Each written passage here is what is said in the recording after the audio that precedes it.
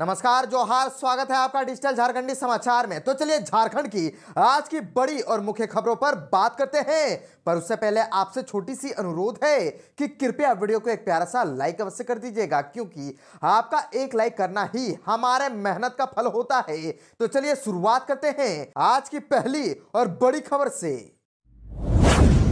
इस वक्त की बड़ी खबर झारखंड से आ रही है, जहां पर झारखंड में घुसखोरी की शिकायत पर डुमरी के विधायक जयराम महतो का बहुत बड़ा बयान। बोले कि पैसे लौटाओ नहीं तो गार्ड के साथ चलना।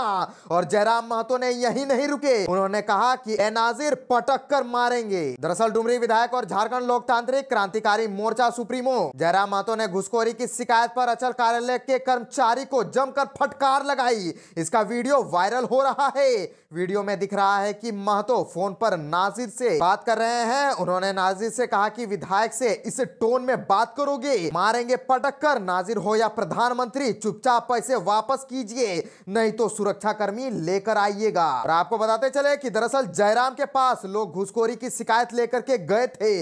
लोगों ने शिकायत की थी कि पैसे ले लिया है और काम नहीं कर रहा है। इसी शिकायत पर उन्होंने नाजिर को फोन लगा करके खरी खोटी सुनाई। और वीडियो पर सफाई देते हुए जयराम महतो ने कहा कि ऐसी भाषा उचित नहीं है, लेकिन आपको जानना होगा कि सरकारी नौकरी करने वाले नाजिर ने मजदूर से 10,000 घूस लिया। 3 बार उसने फोन काट दिया। अगर लोग ईमानदारी से काम करेंगे तो ऐसी भाषा बोलने की जरूरत होगी। भाषा में बदलाव सामने वाले पर निर्भर करता है। 100 से 1 मिस्टेक होगा। जहां संविधान की जरूरत होगी वहां संविधान से चलेंगे, और जहां एग्रेशन की जरूरत होगी वहां एग्रेशन से चलेंगे। ये उक्त बातें जयराम महतो ने खुद कही है।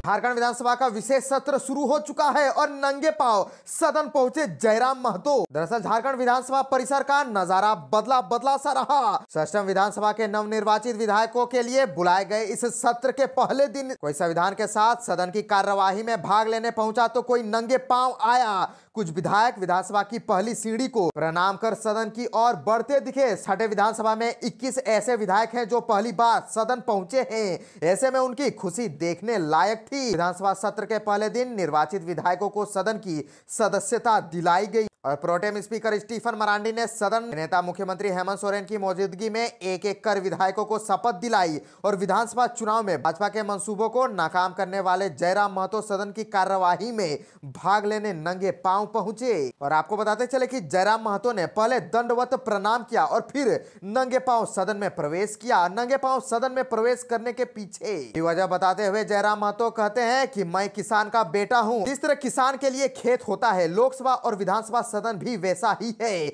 जब हम खेत में जाते हैं तो नंगे पांव जाते हैं, इसीलिए सदन में भी नंगे पांव पहुंचा हूं। और एक सवाल का जवाब देते हुए जयराम महतो ने कहा कि यह लोकतंत्र की विशेषता है कि जिस एडीएम ने पिछले साल इसी विधानसभा के सामने प्रदर्शन करने पर मुझ पर लाठीचार्ज किया था और रबर की गोलियां चला करके मुझे घायल किया था, वही एडीएम साहब आज मुझे सैल्यूट कर रहे हैं।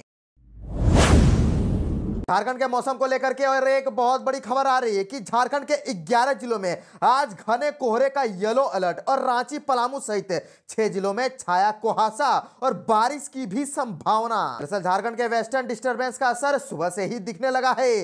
राजधानी रांची सहित पलामू, चाईबासा, गुमला, रामगढ़, बोकारो, ये सब जिलों में सुबह से कुहासा छाया रह रहा है। फिर हल्की बारिश शुरू हो रही है और मौसम विभाग के अनुसार आज पूरे दिन राज्य का मौसम कुहासा और हल्के से मध्यम दर्जे की बारिश के साथ ही बीतने वाला है। इधर बादल छाए रहने के कारण राजधानी रांची का न्यूनतम तापमान भी करीब 2 डिग्री सेल्सियस तक चढ़ गया है। रांची का न्यूनतम तापमान 9 डिग्री के आसपास रहा है। मौसम में इस बदलाव की वजह से ठंड अपना असर दिखाएगी। इस बीच मौसम विभाग ने 11 जिलों में कोहरे को लेकर के येलो अलर्ट जारी किया है। मौसम वैज्ञानिक अभिषेक आनंद ने बताया कि आज इस जिले में घना कोहरा रह सकता है, विजिबिलिटी भी कम रहने की संभावना है। इसी तरह की स्थिति पूर्वी सिंहभूम, पश्चिम सिंहभूम और सरायकेला खरसावां में रहने वाली है। अन्य जिलों में मौसम साफ रह सकता है।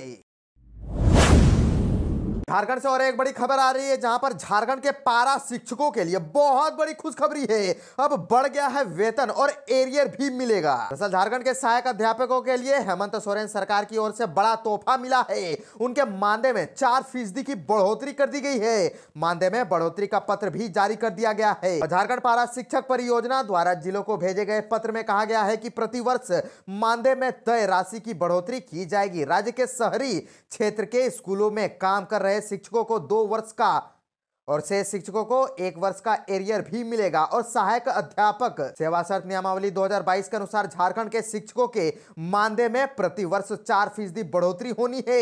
नियमावली में मानदेय बढ़ोतरी की राशि तय करने को लेकर के कोई स्पष्टता नहीं थी। इसकी वजह से शिक्षा विभाग ने वित्त विभाग से मार्गदर्शन मांगा था। और आपको बताते चले कि वित्त विभाग से निर्देश मिलने के बाद अब मानदेय में बढ़ोतरी से संबंधित पत्र जारी कर दिया गया है। और इतना ही नहीं, आकलन परीक्षा में सफल होने वाले शिक्षकों के मानदेय में होने वाली 10% की वृद्धि के संबंध में भी निर्देश दिए गए हैं। आकलन परीक्षा में सफल शिक्षकों के मानदेय में रिजल्ट प्रकाशन की तिथि से बढ़ोतरी की जाएगी।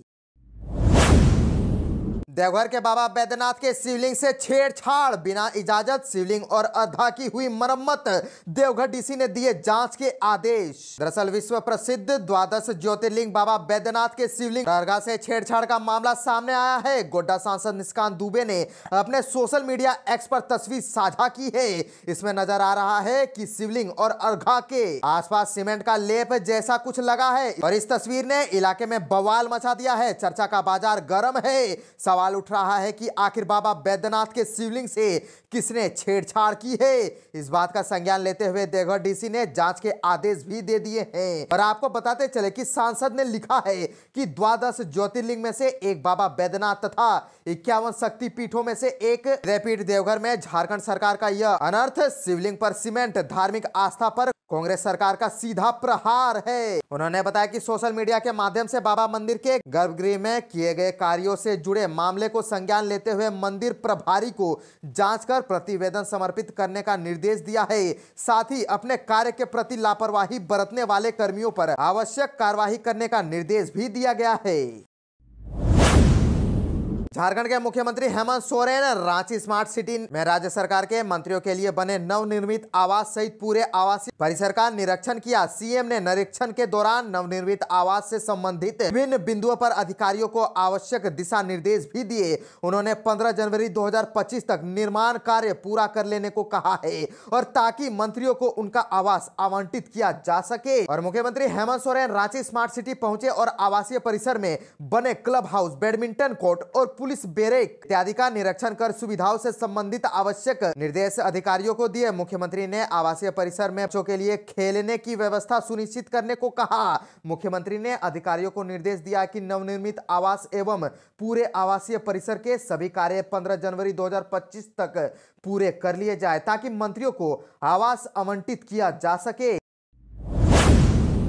झारखंड से और एक बड़ी खबर आ रही है, जहां पर झारखंड में राज्यपाल संतोष कुमार गंगावर का बहुत बड़ा बयान, कहा कि देश के शैक्षणिक एवं औद्योगिक विकास का दर्पण है आईआईटी आईएसएम धनबाद। दरअसल झारखंड के राज्यपाल संतोष कुमार गंगावर ने आईआईटी आईएसएम धनबाद के 99वें स्थापना दिवस समारोह को संबोधित करते हुए कहा कि यह संस्थान न केवल शिक्षा का केंद्र है बल्कि यह एक ऐसी परंपरा का प्रतीक है जिसने ज्ञान, नवाचार और राष्ट्र सेवा के मूल्यों को साकार किया है। उन्होंने संस्थान के गौरवशाली इतिहास का उल्लेख करते हुए कहा कि इसकी स्थापना 1926 में खनन एवं प्रौद्योगिकी क्षेत्र में क्रांति लाने के उद्देश्य से की गई थी। यह संस्थान देश के शैक्षणिक एवं औद्योगिक विकास का दर्पण है।